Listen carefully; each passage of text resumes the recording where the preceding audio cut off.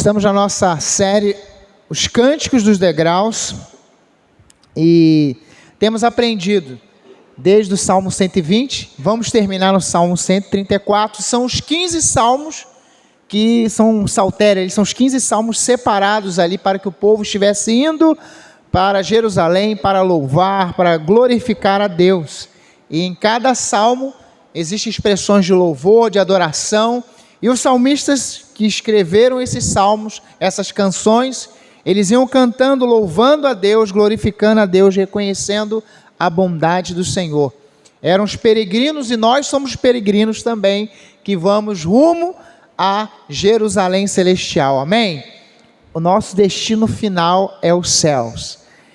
Então, antes de entrarmos no texto, o que seria ser feliz para você?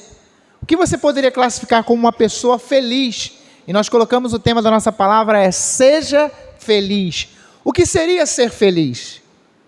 Muitos confundem essa palavra quando falam, olha, ser feliz para mim é pontinho, pontinho, pontinho. Olha, ser feliz para mim é... E aí a pessoa vai e coloca a sua definição de felicidade.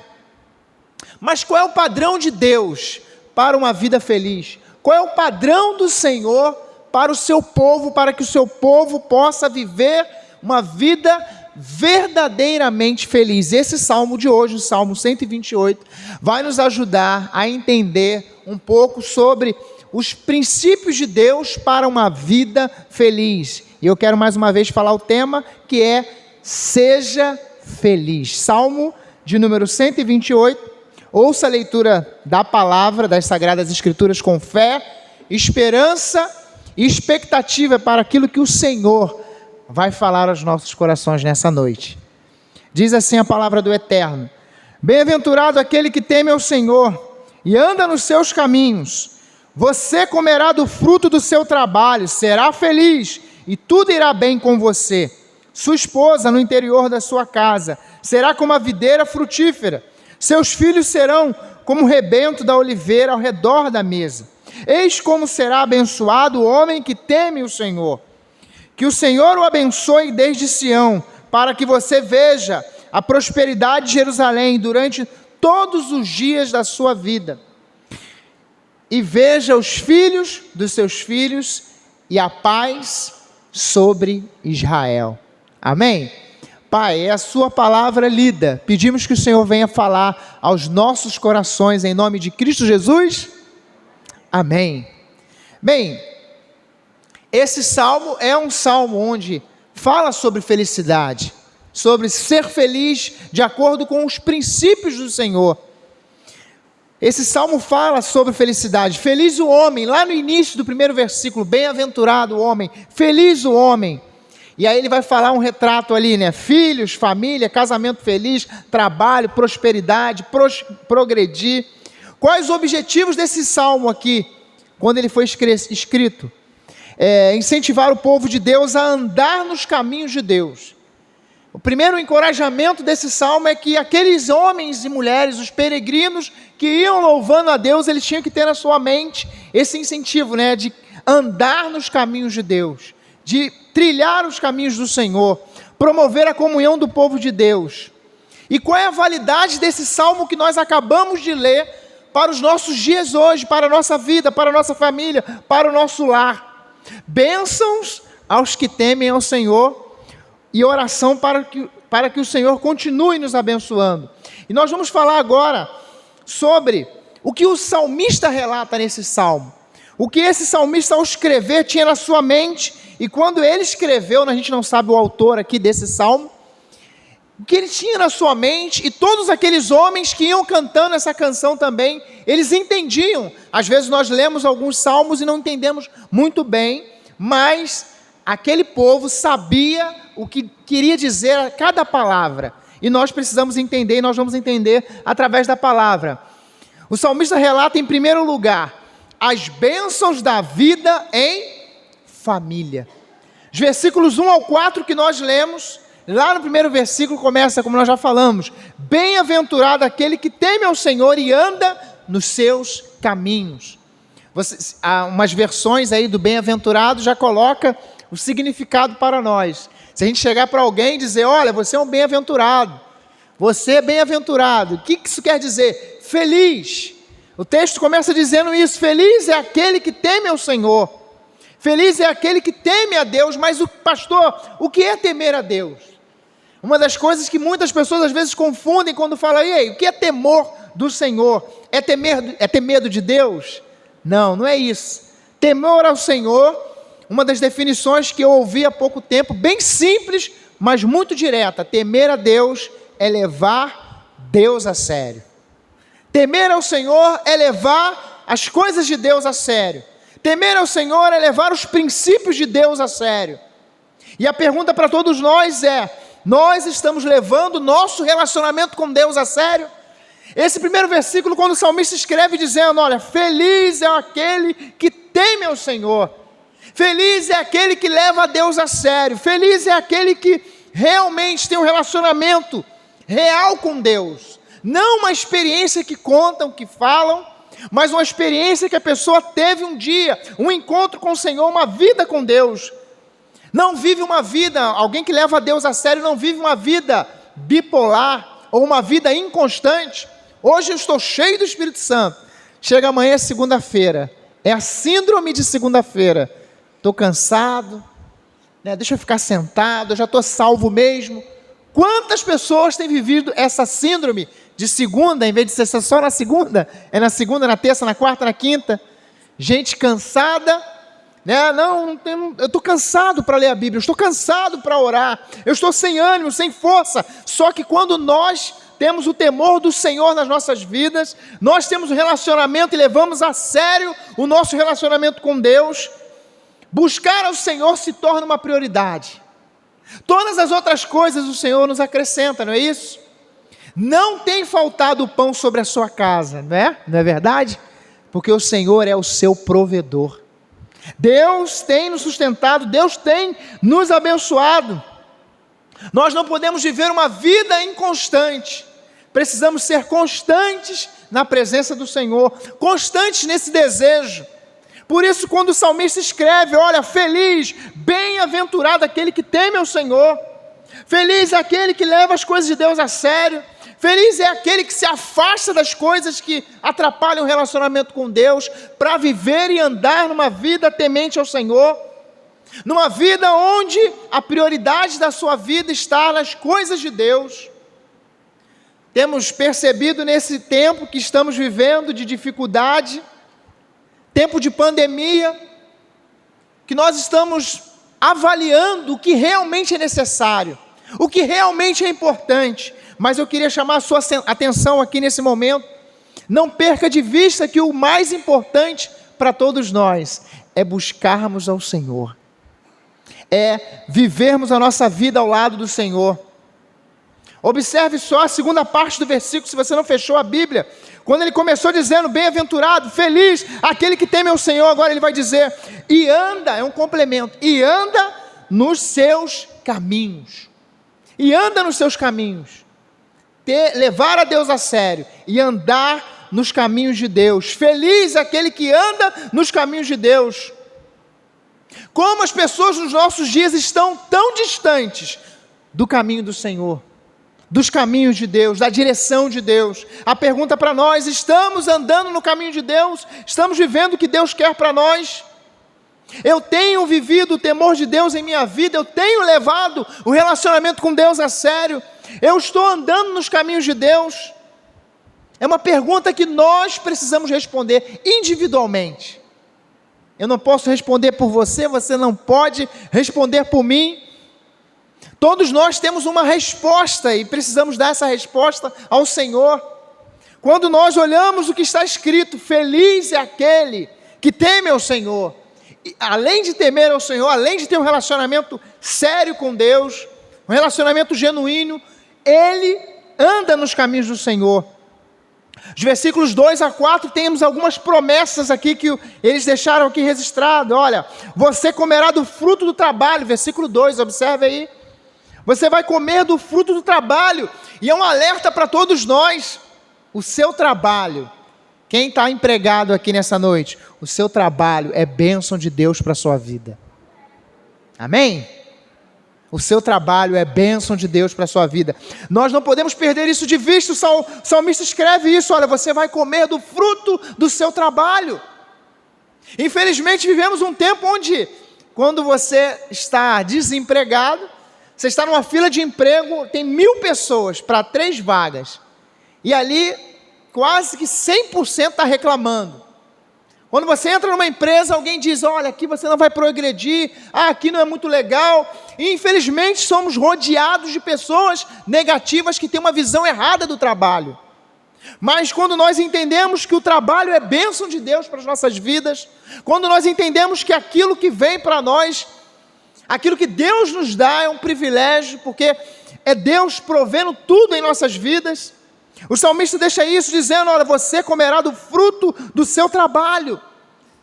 É claro que ele está aqui falando para um povo agrícola, um povo que plantava, um povo que vivia da colheita.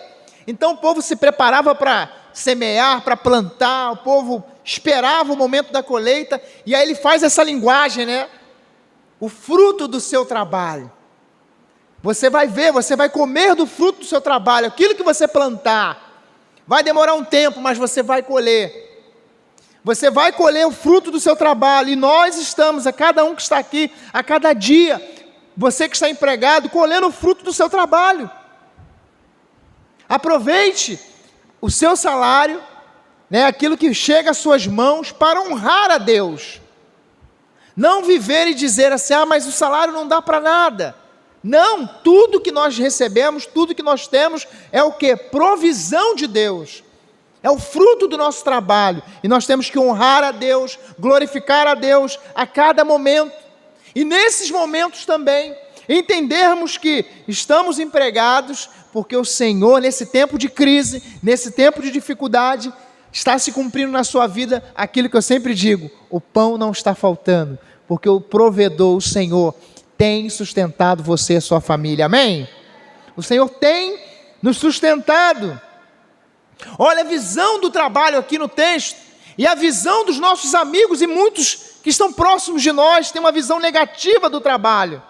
Nós não podemos ter essa visão negativa, precisamos ter uma visão positiva. Lá quando Adão e Eva, os nossos pais, lá no início, ele disse: olha, você vai plantar, você vai colher aqui, vai cuidar dos animais. Sempre começou com trabalho. E ele segue agora, ainda no texto, no versículo 3: sua esposa no interior da sua casa será como uma videira frutífera, seus filhos serão como rebentos de oliveira ao redor da mesa. Esse interior da casa aqui é um lugar reservado para a mulher. Significa o que? Uma mulher caseira, que estaria em casa. O prazer dela era estar no lar, cuidando dos filhos, cuidando das coisas da casa.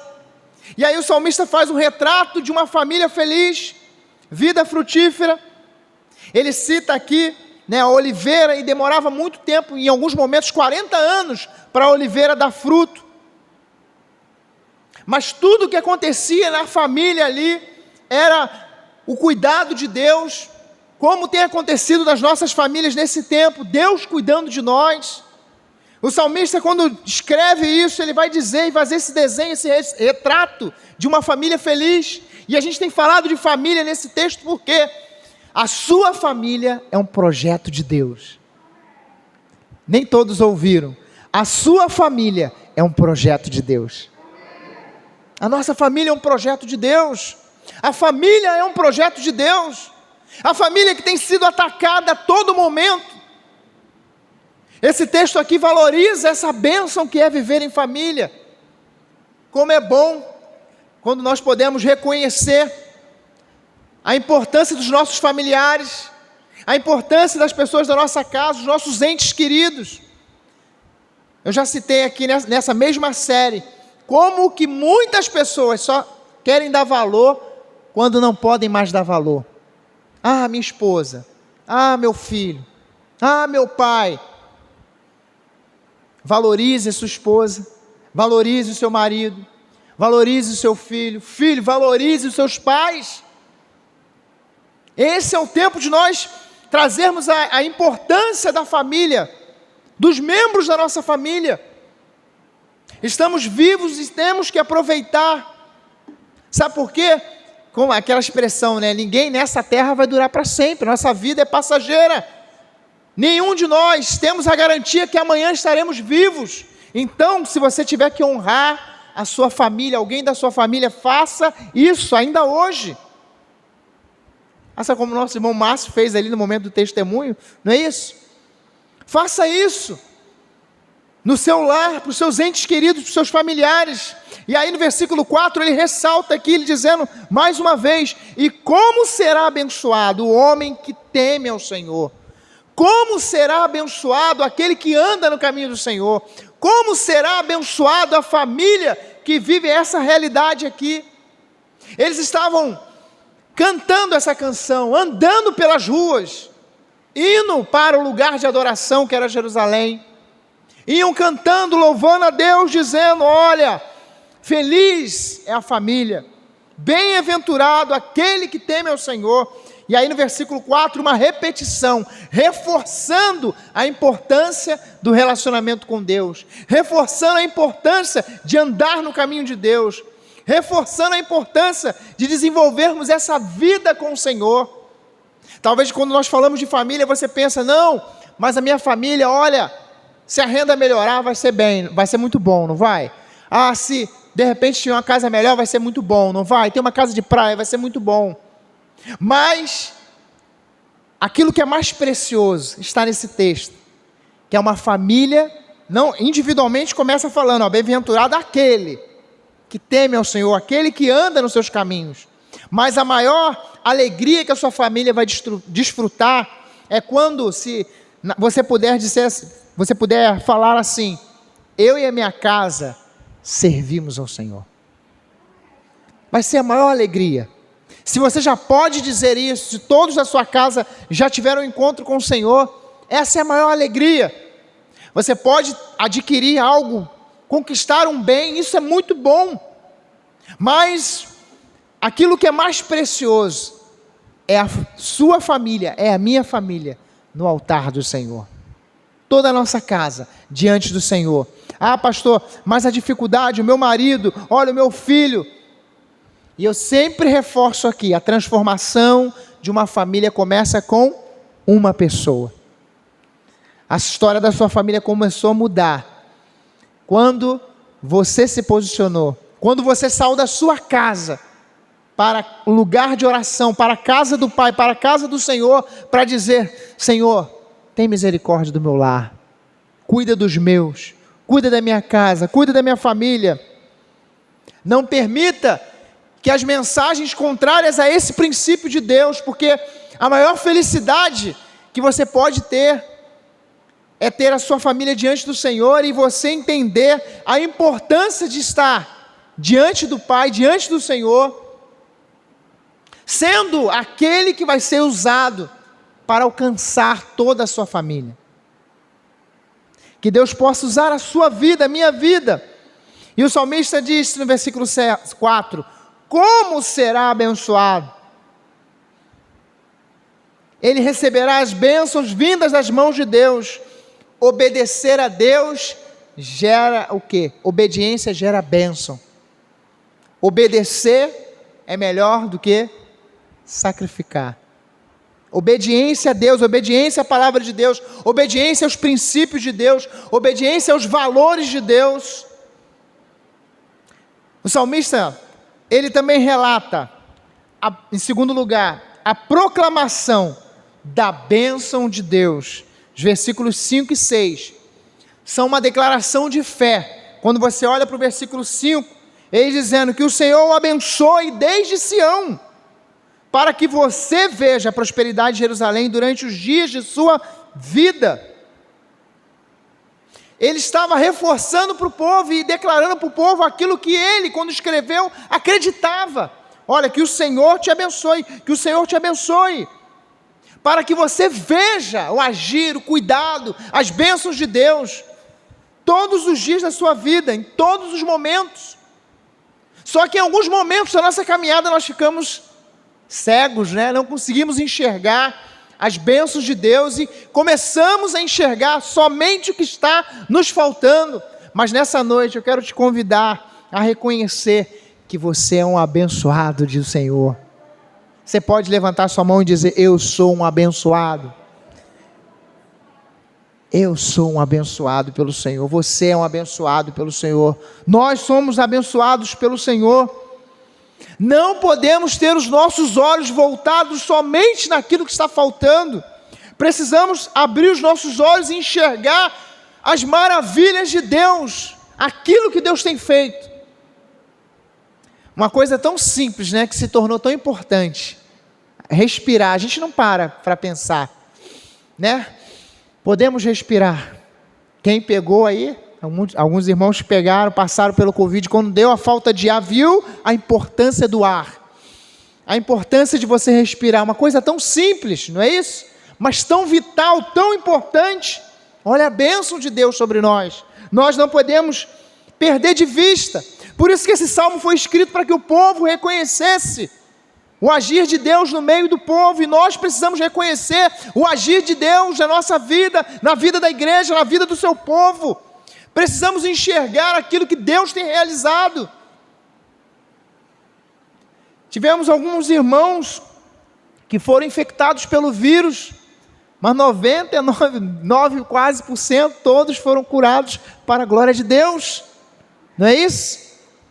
Nesse tempo, quantos passaram por dificuldades, cirurgia, acidente, tantas coisas, mas estamos vivos porque o Senhor tem planos para as nossas vidas. Essa igreja existe nesse local porque Deus tem planos para esse bairro, para essa cidade, e Ele vai usar quem? O seu povo. Ele vai usar quem? Você, o seu testemunho, aquilo que Deus tem feito por você. Cadê os embaixadores do rei aí, né? O que é um embaixador? É aquele que representa, fala aí, seu rei, não é isso?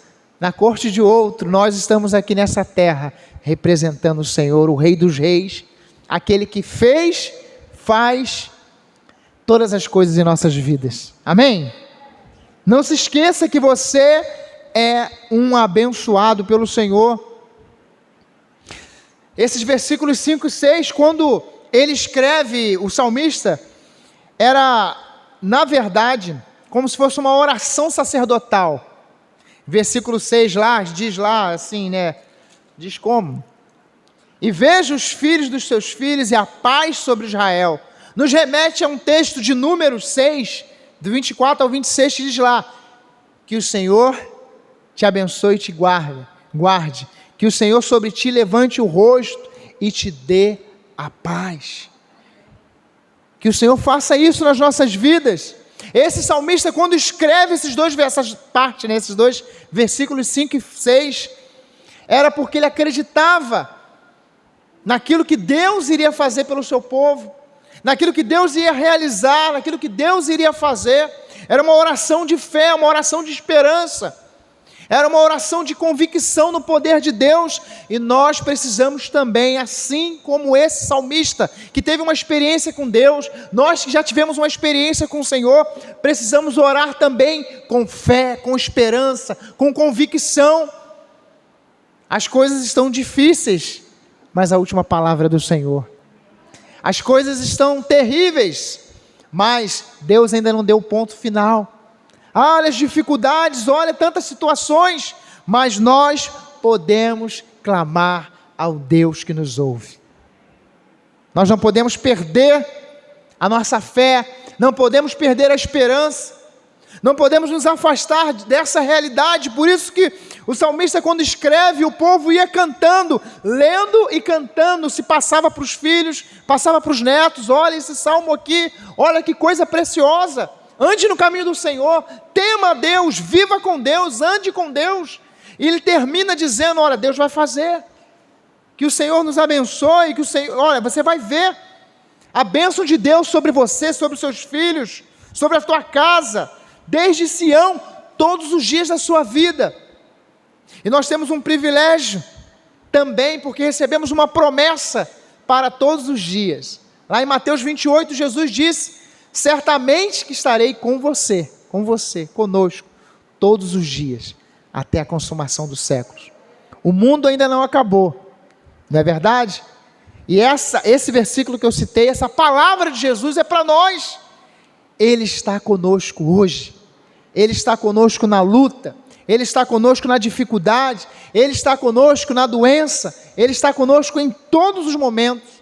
E nós começamos o culto cantando, olha, se Deus fizer, Ele é Deus. Se não fizer, Ele continua sendo Deus. E Ele continua sendo Deus. Ele continua sendo o Senhor. Ele continua agindo em nossas vidas. Só que eu quero fazer, antes de terminar esse salmo aqui, que é pequeno, fazer um contraponto, que você não saísse daqui pensando, olha, então eu temo a Deus, eu levo meu relacionamento a Deus a sério, olha, eu ando nos caminhos do Senhor, então eu não vou ter problemas, vai ser só alegria. Não, passamos por dificuldade. Esse salmo aqui termina assim, com essas promessas, com essa realidade, mas a Bíblia, ela é bem clara. A gente olha para as Escrituras e vemos que o povo de Deus passa sim por lutas, por dificuldades. Estamos enfrentando a pandemia, estamos enfrentando dias difíceis, dias de choro, mas individualmente passamos por situações também. Eu queria que você pensasse ou lembrasse, trouxesse à sua memória um homem que foi justo, um homem chamado Jó. A história de Jó, os 42 capítulos, lá no primeiro capítulo do livro de Jó. Jó, ele sofreu, só que eu queria pegar aquilo que Deus falou sobre Jó. Lá em Jó 1:8, Jó é temente a Deus, bate com o texto. Ele se afastava do mal. Jó era um homem íntegro. Olha o raio-x para nós. Eu sou um homem íntegro, reto, sou justo. Jó tinha todas essas qualidades. Só que nós sabemos o que ele passou. Tudo isso, ele perdeu seus bens. Ele perdeu seus bens, perdeu seus filhos. Mas ele não perdeu sua fé no Senhor. Paulo e os seus sofrimentos. Ele foi preso, apedrejado, chicoteado. E a Bíblia nos diz que também ele não perdeu a fé. Paulo certa vez disse, combati o bom combate. Paulo em Filipenses 1:21, ele disse que, olha, para mim, o viver é Cristo e o morrer é lucro. Imagine esse versículo de hoje. Você sair daqui e colocar isso lá no grupo da sua família. Olha só, para mim viver é Cristo, morrer é lucro. Ou você colocar num grupo de WhatsApp, ou você colocar em qualquer rede social. Alguns vão dizer assim, está maluco. Que isso? Viver, Paulo vai dizer isso, olha, para mim o viver é Cristo, se eu morrer, eu estou no lucro. E nós precisamos viver essa realidade que Paulo aqui viveu também. Só que ele passou por todas as perseguições que nós sabemos. E Paulo chegou em certo momento e disse, eu sei em quem eu tenho crido. A pergunta para nós, onde está a sua fé? Onde está a minha fé? Onde está a sua fé, igreja? Onde está a fé do povo de Deus? Onde está a nossa fé nesses momentos que nós não conseguimos entender? Quando nós passamos por momentos assim, talvez você diga, não, eu não fui chicoteado como Paulo foi, mas eu fui maltratado. Olha, eu tive uma derrota muito grande, assim como Jó teve. Olha, eu passei por uma adversidade terrível. Eu estou passando por um problema terrível na minha vida. A vida cristã é uma vida só de vai dar tudo certo, não é isso. Se eu falasse isso para você, não seria o evangelho. O reino de Deus é conquistado pela força. Precisamos estar com a nossa vida alicerçada no Senhor. E o exemplo máximo para todos nós é Cristo Jesus. Jesus sofreu, pagou o preço na cruz por cada um de nós. E em um dado momento do seu sofrimento, suando gotas de sangue, ele disse, Pai, se for possível, afasta de mim esse cálice. Lembrei de Paulo também, quando Paulo orou e disse para o Senhor, olha, não estou aguentando, né? Essa prova, o espinho na carne, não estou aguentando. Qual foi a resposta do Senhor? A minha graça te basta. Talvez você que está agora nesse momento, enfrentando uma adversidade, não se esqueça disso. A graça do Senhor é o que você precisa.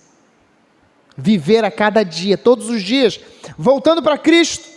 Cristo Jesus, lá na cruz, antes de subir na cruz, Ele disse: olha, se for possível, afasta de mim esse cálice, mas que seja feita a tua vontade. Você consegue enxergar o nosso Salvador, Cristo Jesus? Quando ele estava na cruz, um dos homens que estavam ali ao seu lado, pregados na cruz também, um zombando, muitos zombando, mas um acreditou que ele era o Filho de Deus. Ele disse: hoje estarás comigo no paraíso. Fé e esperança em Deus a todo momento. Sabe por que eu citei isso? Citei esses 3 exemplos, porque precisamos ter fé e esperança em todos os momentos, em todo momento da nossa vida. Jó declarou em Jó 42:2: eu sei que nenhum dos seus planos pode ser impedido. Os planos de Deus para a sua vida não podem ser impedidos. Amém? Paulo declarou em Filipenses 4:13: posso todas as coisas naquele que me fortalece. Quem fortalecia Paulo é o mesmo que fortalece você, Cristo Jesus nosso Senhor. E Jesus nosso Senhor, ele disse em João 10:14: eu sou o bom pastor, e o bom pastor dá a sua vida pelas suas ovelhas.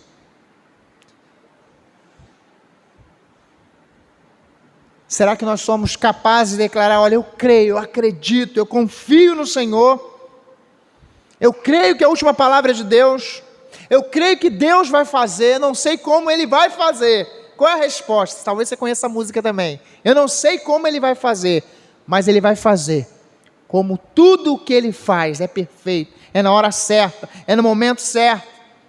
O Salmo se encerra dizendo: olha, que haja paz sobre Israel. Em alguns desses 15 salmos a gente vê o final terminando com isso: a paz sobre Israel. Que haja paz sobre o teu lar, sobre a tua casa, sobre a tua vida. Não a paz que o mundo diz que é a paz, mas é a paz do Senhor que excede todo e qualquer entendimento. Que você, seus filhos, seus netos, desfrutem dessa paz que vem do Senhor. Qual é a nossa oração após essa palavra, o que está escrito aqui? Deus, eu quero viver a plenitude de tuas bênçãos. O salmista, ele enxergou as bênçãos na família. O salmista proclamou a bênção de Deus. Esse é o tempo de vivermos a bênção de Deus em nossa família. Esse é o tempo de proclamar a bênção de Deus, a bênção do Senhor. Estão falando de morte, mas nós somos o povo que está para falar o quê? De vida. Somos o povo chamado por Deus para anunciar vida. Muitos falam, como eu disse, de morte, mas nós temos uma palavra de vida sobre as nossas vidas. Uma palavra que nos alcançou, que nos transformou, que nos libertou do império das trevas, e hoje nós podemos dizer: somos livres por Cristo Jesus. Receba essa palavra em nome do Senhor Jesus, e que Deus te abençoe. Amém?